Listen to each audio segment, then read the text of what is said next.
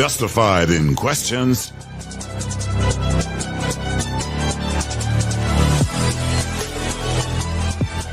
justified in getting answers.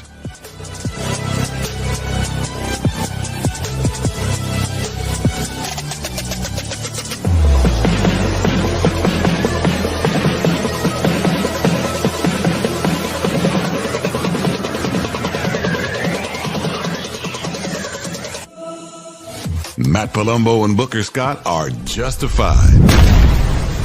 This is the PB&J Podcast.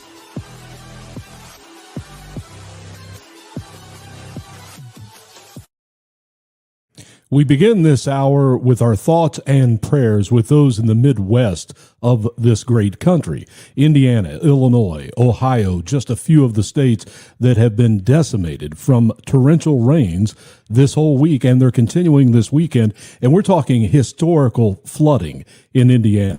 Governor Mike Braun has already declared a state of emergency in that state, and coming up here in this hour, we have the Lieutenant Governor of Indiana. His name is Micah Beckwith. He is a great conservative. He's also outspoken, and he'll have a lot to say, and he'll get us caught up to date on what is going on there in Indiana, especially as they deal with historical flooding. I'm Booker Scott. This is the PB&J Podcast. The co-host for this hour is Matt Palumbo. Matt, good to see you back in your studio this week. And, good to be back. It's I think going to go much more smoothly without that delay. I don't know. There was a delay last week. So if you're watching tonight on WD Americans Facebook Live, thank you for doing that. And also, if you're watching on one of the many platforms of Talk Red, thank you also for doing that. As I mentioned, Micah Beckwith will be here in just a few minutes to talk about the flooding in Indiana.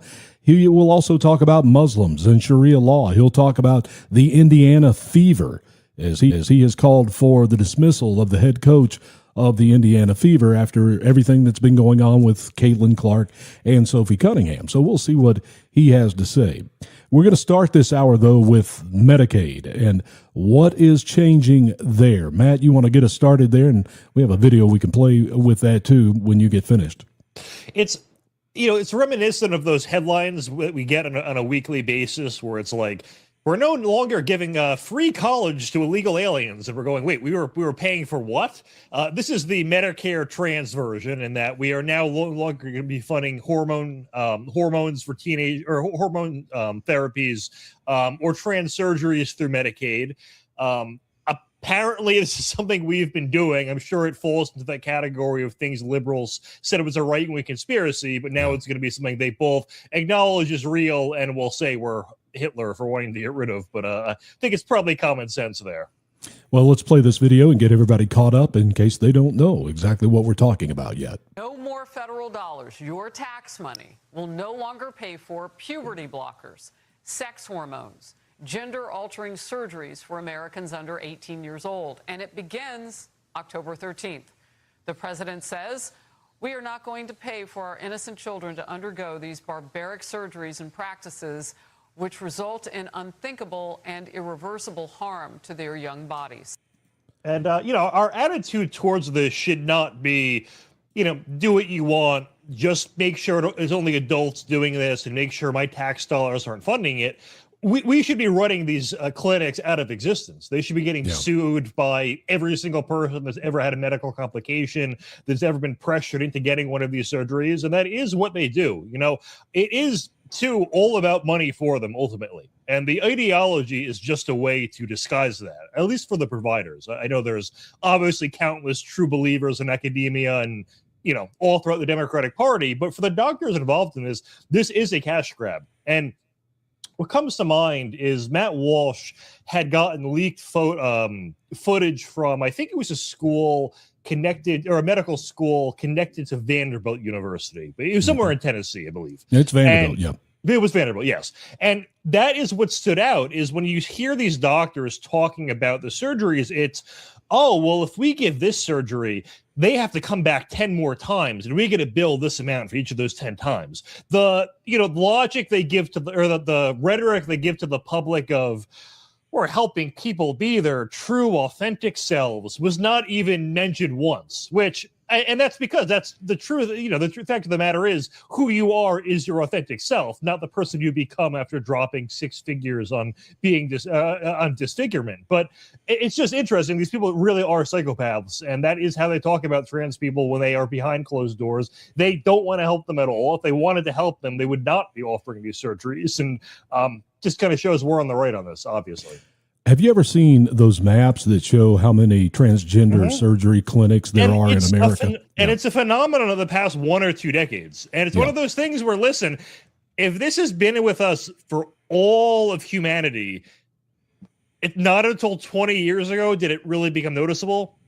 Or we'll hear them say, they'll claim there's a transgender suicide epidemic, that like 40% of transgender people are killing themselves. Now, the stats are massively inflated. A lot of that is suicidal ideation. It's just what percent of trans people have once thought about killing themselves. And, over a long enough timeline, I'm sure a very large share of any population is going to have that thought, even if it's just once on any given day. But it's just... Sorry, I kind of lost my train of thought. Let me jump in here. Let me go back to these maps, because if you look at a map from sorry, the 15... I just remembered what I was going to say. I was going to say that I don't know how I forgot my point. That if that really was true, that 40% were killing themselves, we would expect, for all of human history, except for the past 20 years, there to be all these unexplained suicides that we just went, wow, what the hell happened there? Because, the trans people couldn't be themselves. Obviously, that never happened. So that was what I was going to say. Well, about the maps, here's what I was going to say about that. If you go back 15, 20 years ago and look at how many transgender clinics are in America, there were maybe a handful, maybe 5 to 10. If you look at a map now, the entire United States is covered with clinics all over the place. The interesting part, which I think it would, show that this was a money grab. Mm-hmm. The money became available through Medicaid or Medicare or whatever it is. And these doctors found a way to make a lot of money, and they've done a lot of damage to a lot of children.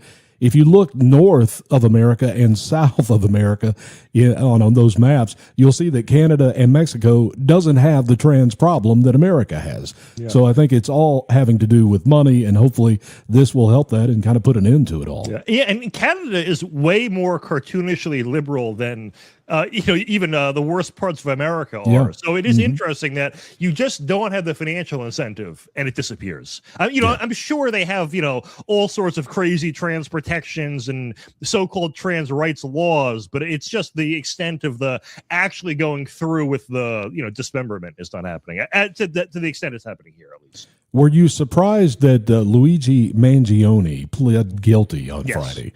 I was too. Yeah, he murdered Brian Thompson, the CEO of United Healthcare, just to remind everybody what he did. Very odd that he has become a big hero to so many people for murdering a father and the CEO of United Healthcare. Not only that, he has all kinds of women after him. Yep. And I guess maybe he's going to get married, but he pled guilty. Yeah. It's interesting because if I was him and I was looking at the support you're getting from crazies out in the world, I would say to myself, well, was there 9 jurors, I assume, on this panel?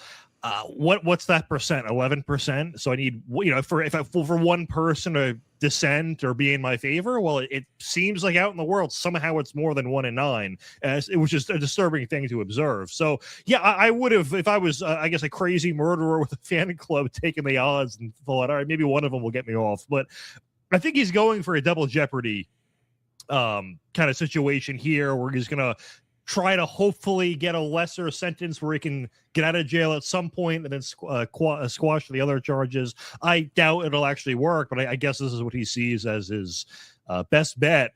When it comes to the murder and the support, I think everyone is trying to intellectualize it on, it's people fed up with the healthcare system. No, it's the left hates successful people. They hate wealthy people, and they hate them in positions of power. That's the key, because Brian Thompson came from poverty and actually worked his way up to that position. Luigi Angioni grew up in a house worth $10+ million.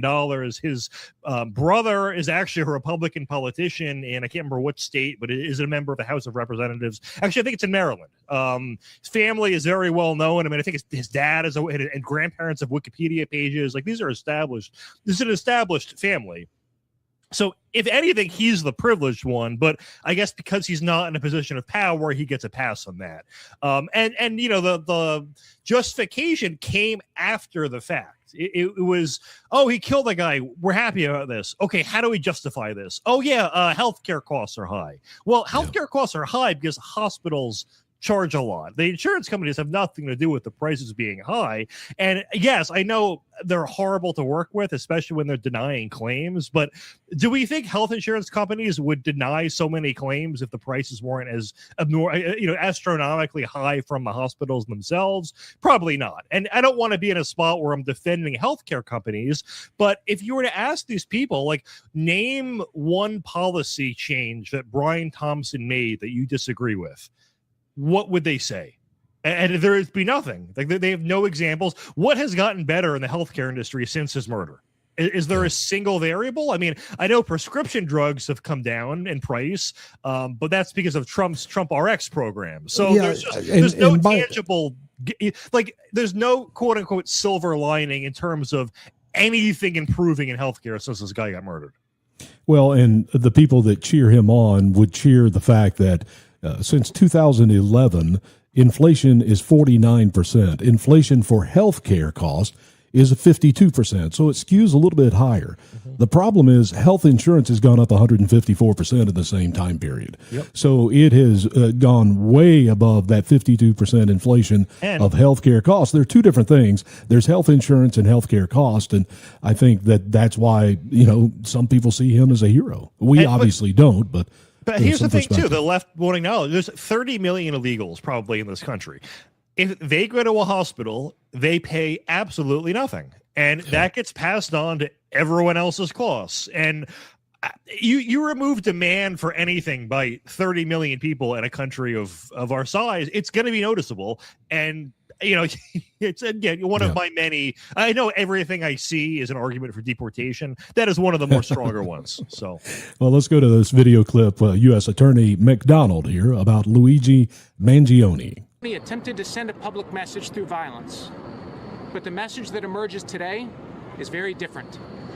Violence is not a legitimate instrument to promote any political or social message, and those who resort to violence in an effort to advance their beliefs will be prosecuted, convicted, and put in jail. Today, the Southern District of New York, together with our law enforcement partners, writes the final chapter of Mangione's federal prosecution. Now, he stands convicted in federal court and faces life in prison. And we'll have to wait and see how they sentence him, whether he'll get life. I guess he probably would. Maybe he would get parole somewhere along the way. 30 years, maybe that's right. The thing is, and I hate to have this be the case, if we want people to take pleas, you do have to offer an incentive in that, if there's a crazy killer facing 50 years if he's found guilty, if he's going to plea, you got to give him 45 or something, just because if the maximum sentence is still on the table, at least I think in theory, you're going to get a lot fewer people taking pleas, and then you're going to have more people getting off on some technicality or one rogue juror or that kind of situation. So and you also save the taxpayers probably millions of dollars in this case. So I think, maybe he should be up for parole in like 50 years if you're going to offer anything, but you want to make it where it's something just short of the maximum you were going to do it, at least according to the Matt Palumbo legal theory. Well, we know that you are well studied when it comes to legal theories, no doubt about it. Did you see the SPLC former chief financial officer, Heidi Beirich? She was arrested in California this week SPLC, evidently, it's alleged, we should say, is they paid KKK and other white supremacists to be white supremacists so that they could raise money. Yep. That was their scam, wasn't it? Can you imagine being a Klansman and being like, wait, we're getting paid for this now? And who's paying it? The Southern Poverty Law Center? Like, it sounds like, I don't know, like a movie sketch, like a comedy sketch or something, like, or like a sitcom kind of situation. It is hilarious that this is happening, but it's as Gavin McKinnon said, the demand for racism is far greater than the supply. And there's another show I'm on with a guy named Matt Christensen that you know, and every week we do a segment called Hoax Hate, and sometimes we have 2 or 3 where it's cases that make the news that are purported hate crimes, where even before there's the update proving it's a hoax,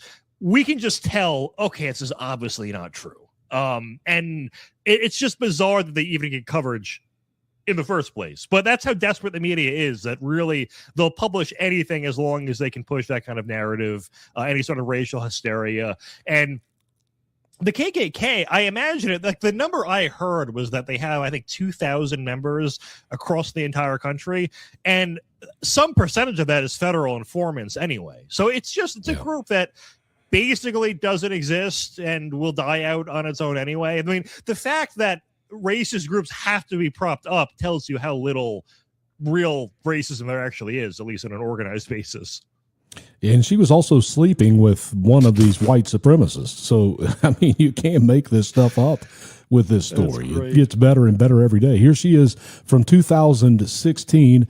She was arrested Wednesday. She was charged with several counts, including conspiracy to commit wire fraud and money laundering. She funneled $1.2 million through the years through SPLC to white supremacy groups. By taking their money away, they can't function anymore. And that was successful? Yes, every single one of them has been successful. Obviously, when these groups don't have money, that means there's less violence that they can perpetrate. You know, the whole idea is to not allow them to function. That was 10 years ago. She's such a liar. Their example of an extremist was a guy with his shirt that was against Islamic terrorists. Wow, what a monster. Kidding me? Oh. Are you keeping up with the USS Lincoln and what's going on with it? The aircraft carrier that's out in the Arabian Sea. I've heard they've had better days. Well, you know, I'm looking into this. I'm seeing this and I'm thinking, well, this really looks political to me from the Democrats. They say that people are trying to commit suicide from the USS Lincoln.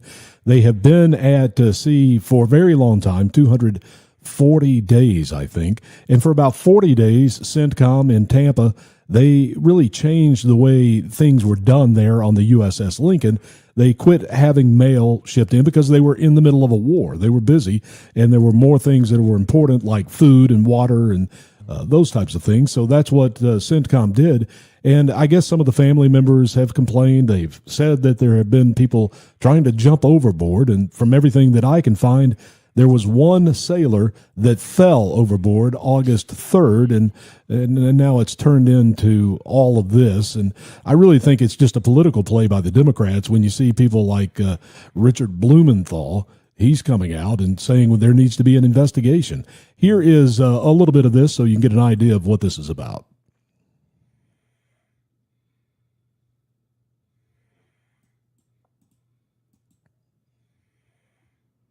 Or maybe we won't. It's not playing.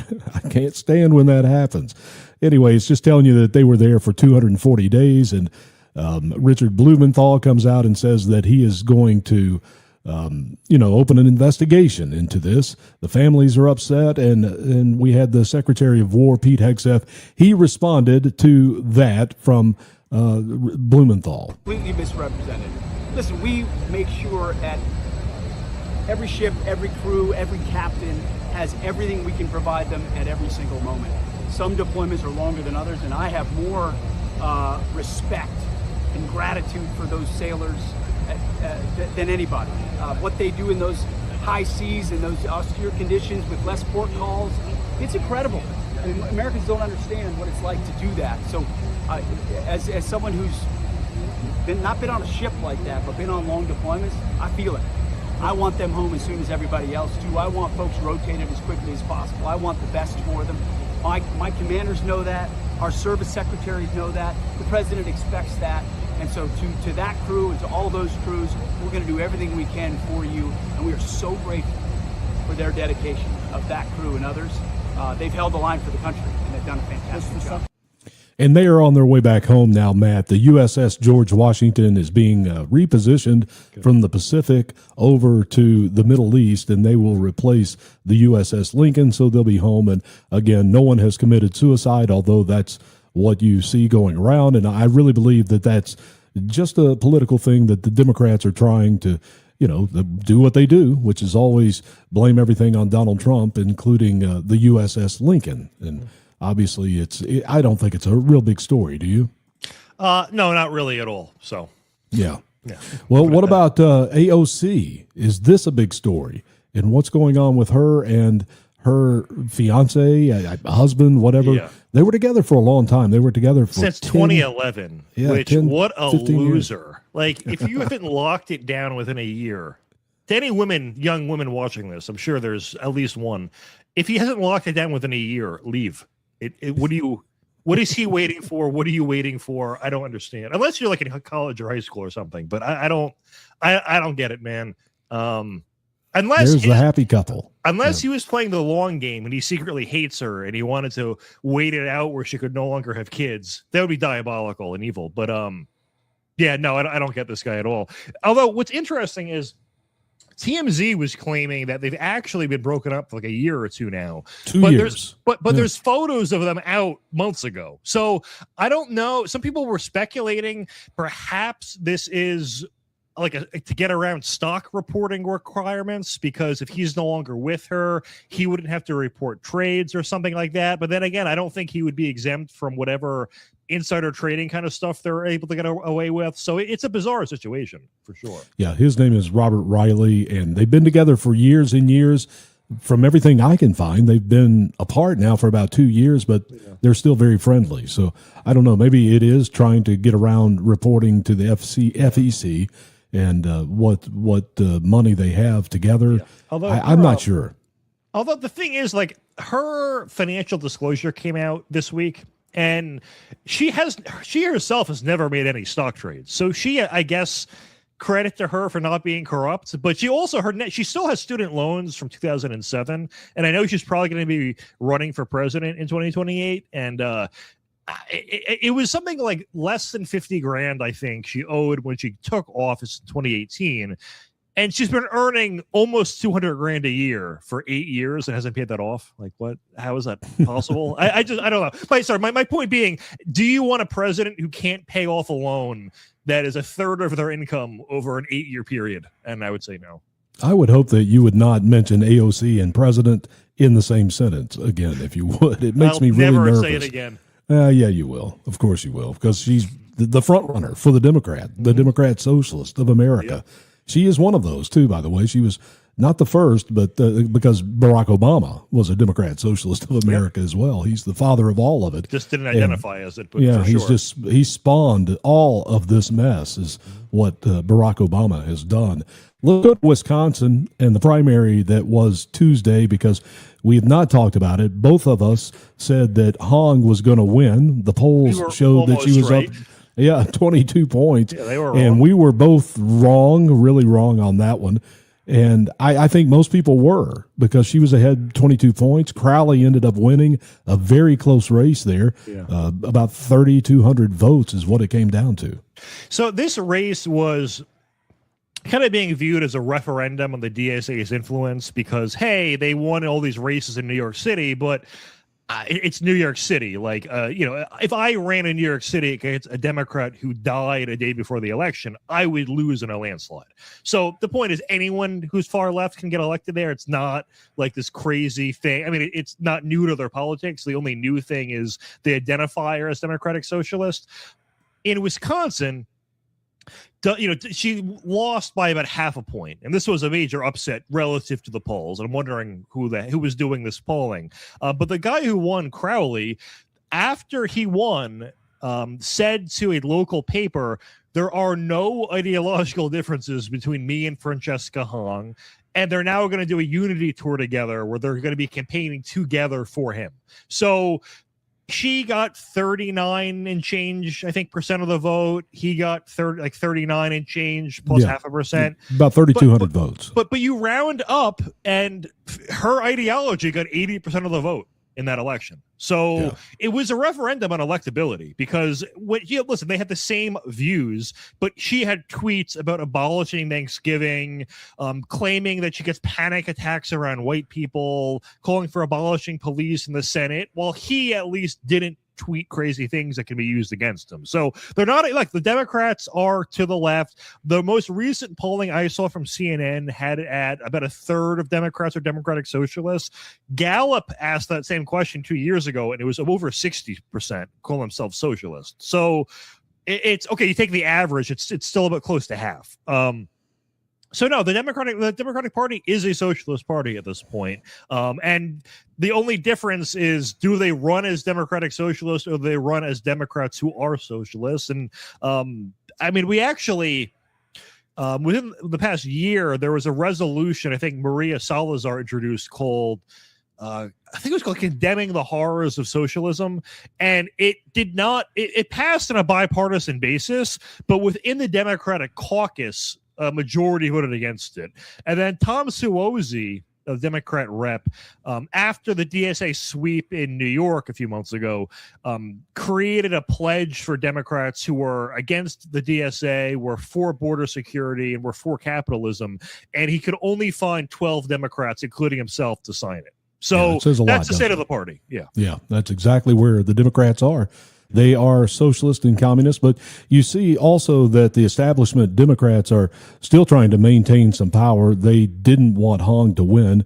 And I wondered if the polls actually energized some people to go vote for Crowley, especially after Governor Evers put his effort behind him and endorsed him.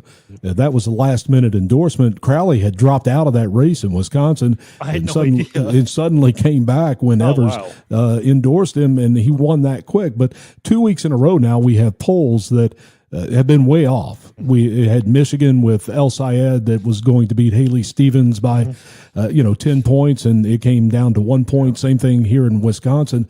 The polls are wrong, aren't they? It has to be on purpose. Yeah, I think so too. Something is going on. Like, I think it's the opposite. I think it's to demoralize people.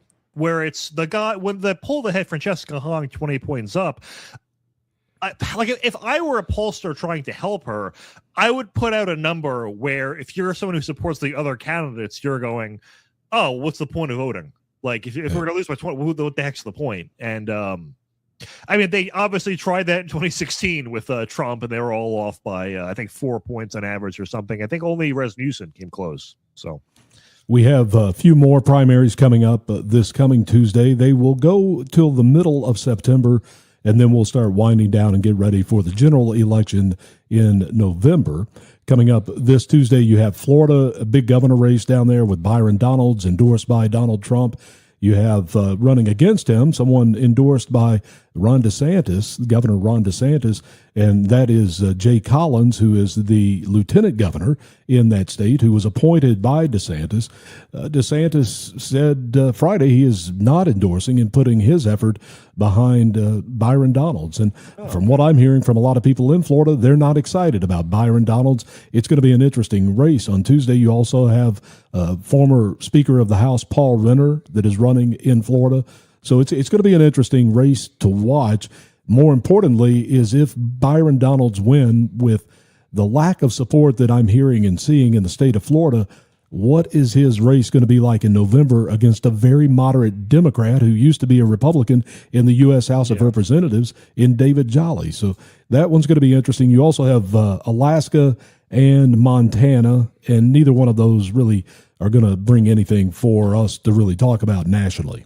Yeah, I mean, I know Florida, the GOP obviously leads in registrations by a lot, but the cliche that turnout is the only thing that matters, which is probably the most blatantly obvious election observation you could make, is true. And that, back in November of last year, when Democrats were just sweeping every offbeat election, there were Democrats who picked up a few seats in the Florida legislature, and they were in areas where Republicans out-registered Democrats by like 10 points. It was just it was a combination of them not turning out plus independents breaking Democrats. So you can have a double-digit cushion and still lose depending on the circumstances. And this happens time and time again when Republicans run minority candidates. They, I think to themselves, well, we're going to get our base plus some share of the black vote will then vote for us if we have a black candidate.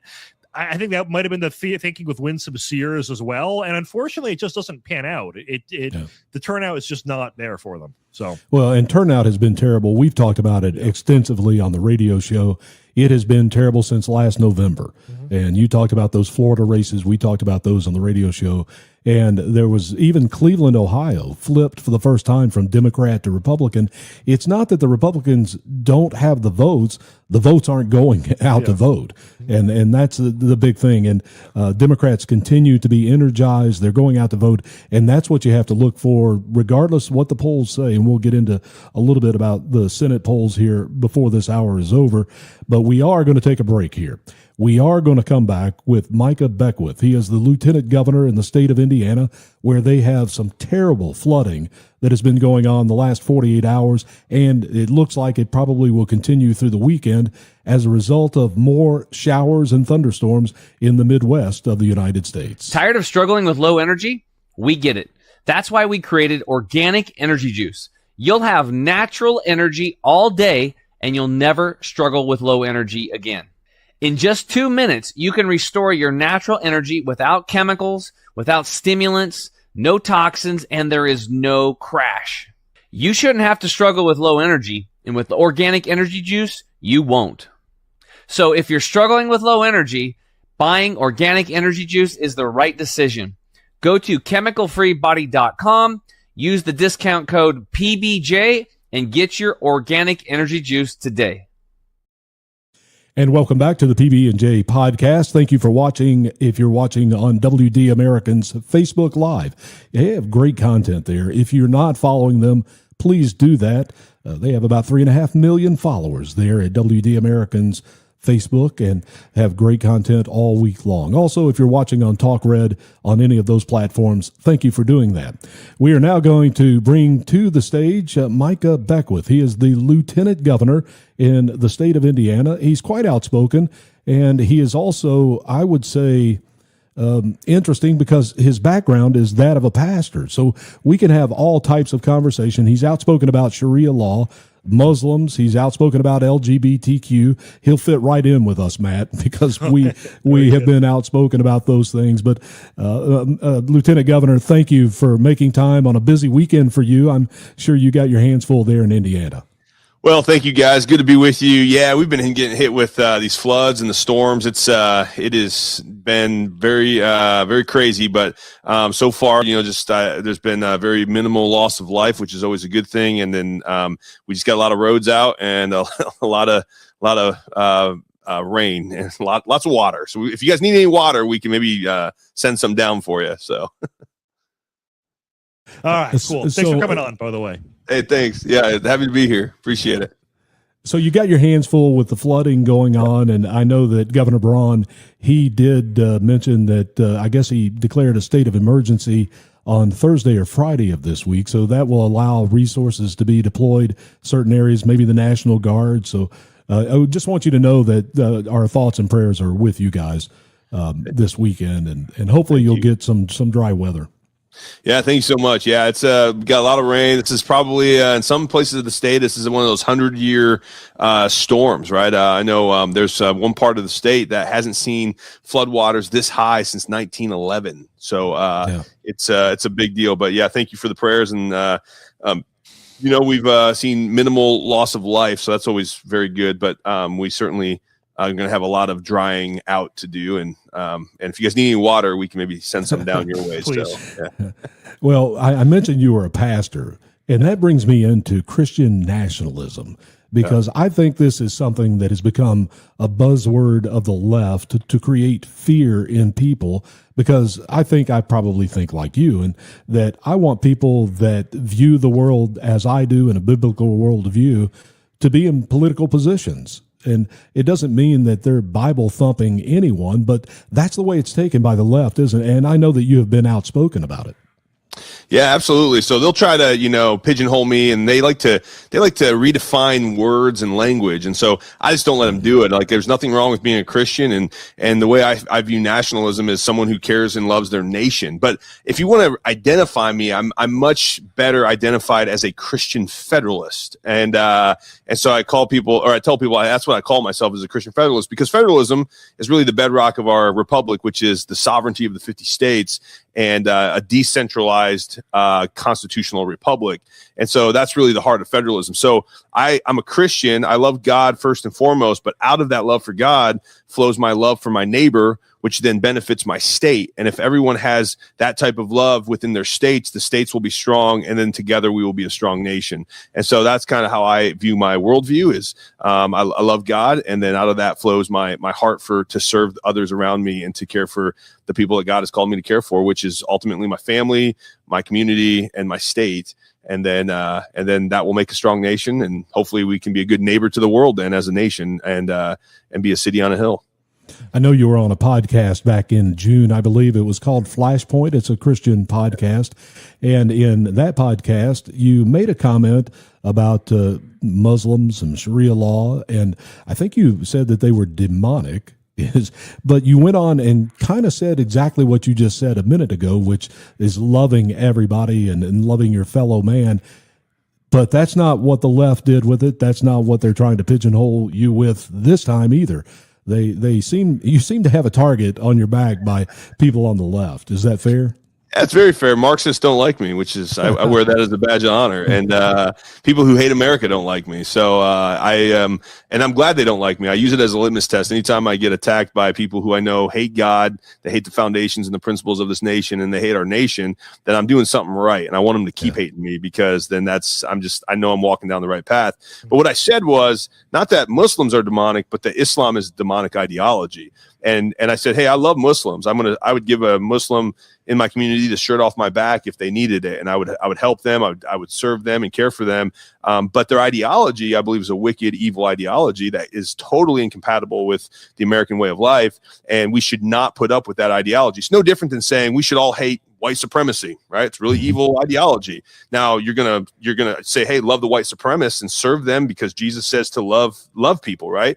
And but you don't have to love the ideology. And so when I say, hey, I hate Islam, but I love Muslims, I mean it. And I will say it again for the people in the back. I hate Islam, but I love Muslims. And we should all learn to hate what is evil. And it's kind of been a real hard a concept for the left to grasp, like this word hatred. The left hates a lot. They're very hateful people in a lot of ways. However, they when you say, hey, we should hate evil ideology, they're like, oh my gosh, he said hate. He can't hate. You shouldn't hate. God doesn't hate. I'm like, well, God hates a lot of things. The Bible's very clear about what God hates and what he loves. And so that's been a concept I've been trying to, warn people to say, hey, if we don't hate evil, then we open up the gates to let evil into our communities, and it will destroy us eventually over time if we don't get this right. Yeah, Matt, you want to come in here? Paul, I was going to say, too, liberals also don't recognize that the values of Islam are also a threat to the things that they care about as well. There was an example that comes to mind was there was some town, I think, in the north where Muslims won a majority on the city council. Yeah, it must have been there. And then, all the liberals are like, I think one of the things they did, one of the first things, which I thought was awesome, was banning the pride flag to go for buildings. And there was some quote that was like, I don't understand. We supported you. How could you do this to us? And it's like, yeah, that's how it works. They'll take advantage of that. So, well, I guess it's more of a comment, not a question. But yeah, that is how it goes.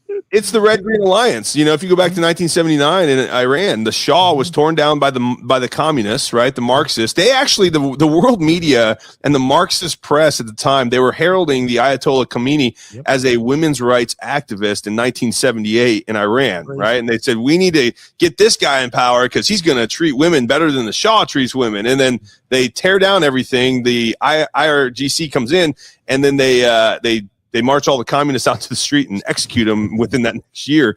And they're all like, what happened? We were helping you guys. Yeah. And it's like, it's kind of like, when you see signs that say like, queers for Palestine, it's like, that's that's chickens for Chick-fil-A. That'd be chickens out there, supporting Chick-fil-A. Like, don't do that. It's foolish. Very much so. Yeah, it's important to clarify though that even though the the Islamists in Iran did kill the communists, there are still bad people.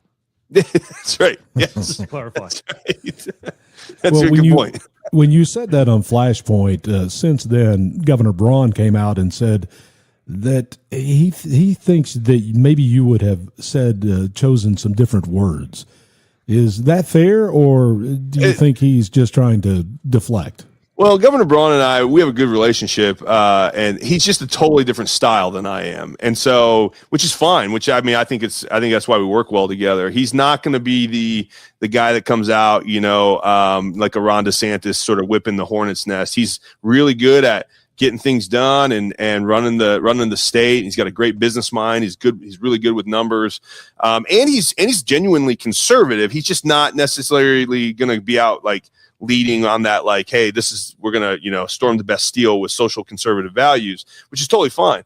But I'm the opposite. I'm like, hey, we're going to like loudly proclaim social conservative values. And so if it was him, he would definitely not say it that way. Although I think him and I agree on the concept that Islam is incompatible with American values. And so, I think he was asked the question, do you think, the lieutenant governor regrets that? And he said, well, I don't know, maybe. And they asked me, they said, do you regret that? I'm like, no, I do not regret saying that. And him and I have talked about it. And here's the beauty about Governor Braun is, he never once tells me, hey, say something differently, or don't say that, or do this. He's very like, he really just allows me to kind of be who I am. He'll just kind of like a mentor, maybe like kind of like a father figure in my life, to kind of say, they're going to use those words against you, if you say it that way. And I'm like, I totally get that. And I know they will. And I'm their Huckleberry. I'm ready for them. So let's go, The thing is, no matter what you say, it's going to be used against That's you. right. Like I'll see on social media, people will romanticize like the 2012 election and the 2008 election. And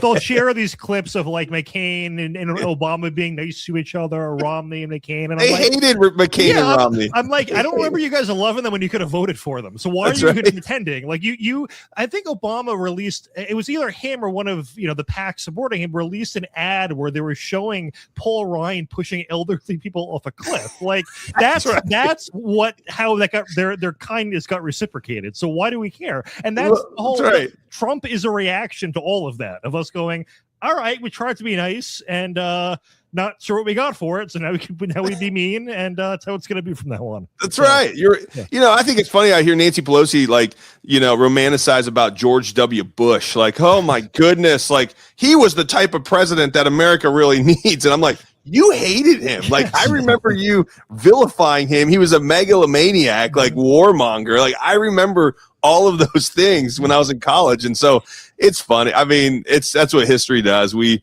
look back with rose-colored glasses and forget it's always kind of been this way, forever. Yeah, thousands of years, really. Yeah.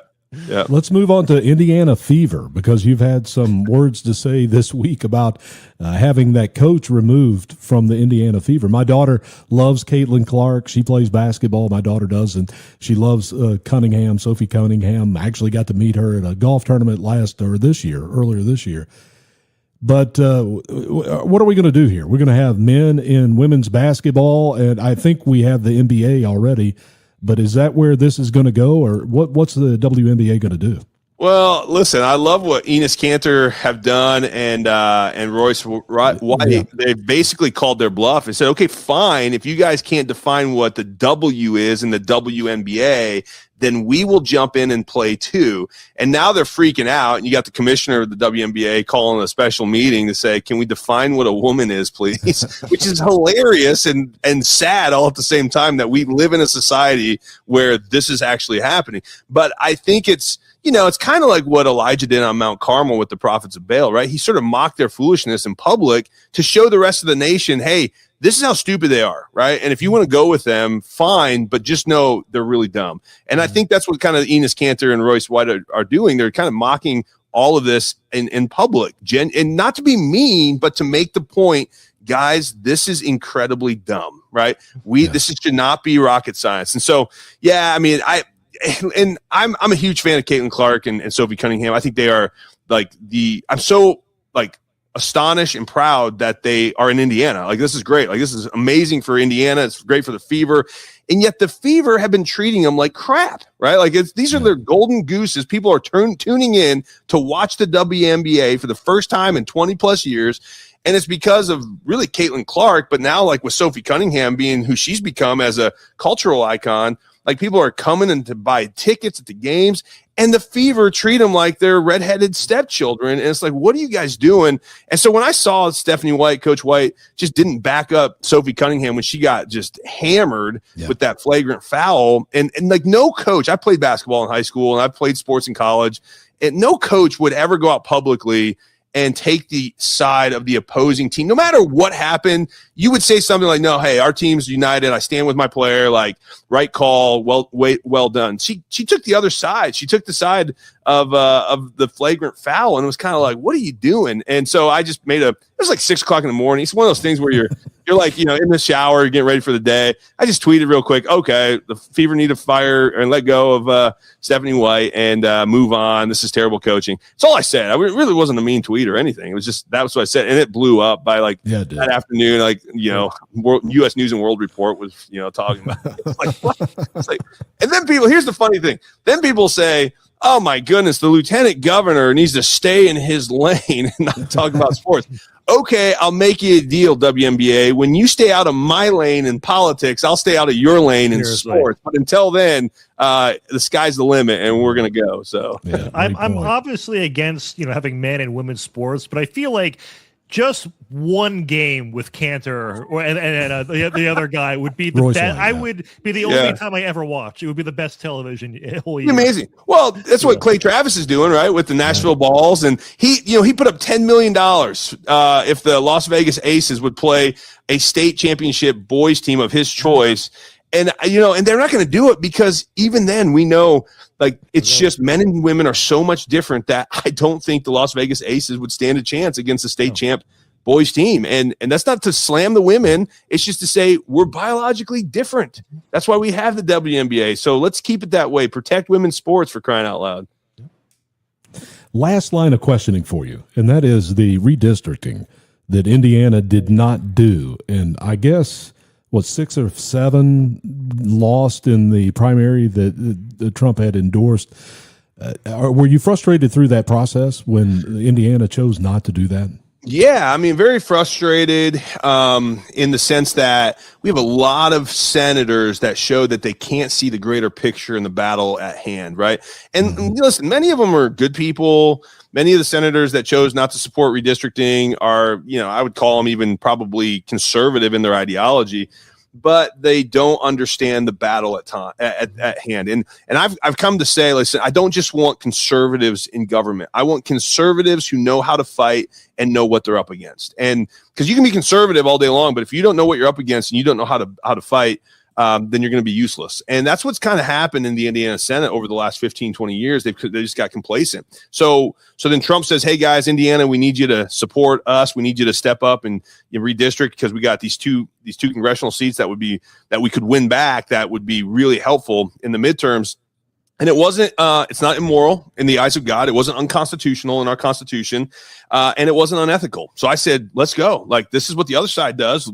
Like, we should fight fire with fire. Yeah. But I will tell you this, for Indiana's perspective, it turned out to be a good thing because then the Trump team came in, the governor, myself, we rallied behind these candidates. There were 8 senators who voted no on redistricting on the Republican side that were up for re-election. We beat 7 of them. With just recently, last week, with that 7th coming in, there was a 3-vote recount. Yeah, ours lost, but then she flipped it on the recount, which is hardly ever happens. That's awesome. So, and put it in perspective, over the last 20 plus years, Indiana has only ever lost 3 incumbent Republican senators in 20 plus years. And the Senate lost 7 in one night, which tells you the party was really ticked off. The base was ticked off that these senators didn't stand with President Trump and fight fire with fire. So I think it'll be good for us. We're going to have a stronger Senate now with these 7 new coming in. It's going to be a powerhouse Senate, I think, finally, which will be good for Indiana. I just hope it doesn't, hurt us in the midterms out in Washington by losing the House by 1 or 2 votes. Wouldn't that be something? That would be terrible if that happens. So, Micah, we're going to let you go. Lieutenant Governor Micah Beckwith from the state of Indiana, you got your hands full this weekend with the flooding. Here's some video of some of the flooding going on, some pictures. But I hope you guys get through that okay. And thank you so much for coming on the program. I really do appreciate you doing that. And please come back. We'd love to have you back sometime. Hey, anytime, guys. Thanks for all you're doing. Keep it up. Yep. And good to be with you. Thank you, Micah. Sorry for my making it awkward when we dropped off and came back. That's okay. Well, very interesting. I misinterpreted what something on the screen said. I didn't realize he was still recording. I thought maybe we weren't. And anyway, just wanted to avoid a tech disaster. But that was a really good interview. Yeah, he's very, very outspoken. And I want to go to look at some of these polls right now. Yeah. This is real clear politics. And this is Donald Trump's approval rating or not approval rating, depending on how you look at it. So he's sitting right at about 40%, which is where he's been for about a year. And I compare him a lot to Ronald Reagan. Ronald Reagan was at 40% in 1982, lost 34 seats in that midterm election. And that's what's bothering me as we come into this midterm. Now, let's look at some Senate races here, Matt, because I think they're all toss-ups right now. You have Tallarico and Paxton. That is within the margin of error. I do too. I really believe Paxton will. And Rogers El Said, I think, will be 5+ points in favor of Rogers. It's just that helped. El Sayed winning that definitely helped Mike Rogers. The polls now have him up 3-4 points since that election last week. So hopefully that's the direction it's going in. But you have Georgia. Ossoff is going to win. It's going to be a no-brainer. Mm-hmm. You have Ashley Moody in Florida against Alexander Vindman. She looks solid. But then the rest of those that you see here on this board, they're still all toss-ups. So Collins is, I think Collins will win as well. I do too. She's always like this. She's always 2 or 3 points behind, but then she pulls it out somehow. So I think she will again. In her last election, she overperformed the polls by like 10+ points. I think she was down by 10 points on election day on the poll that day, and then pulled out a huge win. So it's, I don't know. The thing is, like, we all know national polls are always off by a few points. State polls are even worse. So, it's really, I want to take it with a grain of salt. We talked about Wisconsin earlier, but I didn't play this video. I want to play this because this was NBC, and during the night, I don't know if you saw this, but they lost 5 USBs with votes. Oh, I saw. And you can see in Steve Kornacki's face, he's going, wait a second, we really are steering these elections. Oh, my God. Yeah, no I've got that video. Let's watch it. We'll watch it together. It's fantastic. If 5 of the USB sticks were missing results from the election, so then they have to go try to re-grab them.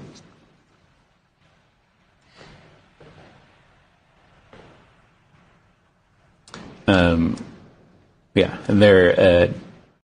It goes on for a full minute, by the way. Yeah, it did. Yeah. I cut it off. It was painful. Yeah, it was painful for me, so I got rid of it. Yeah. But I mean, this is what we've been telling you for 6 years now about the machines and Dominion and the USBs.